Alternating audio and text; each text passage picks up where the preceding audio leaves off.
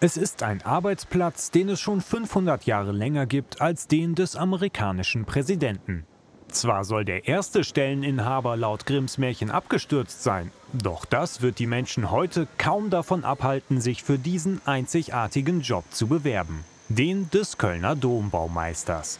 Ungewohnt für Klüngel und Kirche, die Suche läuft per Online-Stelleninserat.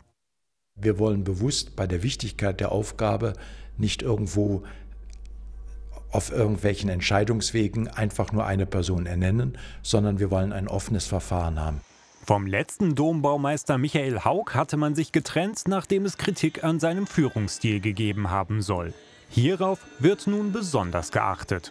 Neben einer Sozialkompetenz gehört ganz massiv eben auch eine Leitungskompetenz hinzu, diese wissenschaftlichen und handwerklichen Mitarbeiterinnen und Mitarbeiter zu führen, zu motivieren, die richtigen Akzente zu setzen, die für den Erhalt unseres Domes notwendig sind. Von heute an bis zum 2. November kann man seine Bewerbungsunterlagen einreichen. Ein Architekturstudium und mehrjährige Erfahrung in der Baudenkmalpflege sind Pflicht. Zudem sollte der Dom vom Anwärter nicht einfach nur als gotisches Bauwerk verstanden werden. Wir sind auch ein Gotteshaus und von da aus muss die Person, die natürlich jetzt bei uns anfängt als Dombaummeister, sich mit dem Glauben der Kirche identifizieren und im Glauben der Kirche beheimatet sein. Über die Bezahlung hüllt sich das Domkapitel übrigens in Schweigen. Nur so viel: Die Vergütung sei der Bedeutung der Stelle angemessen.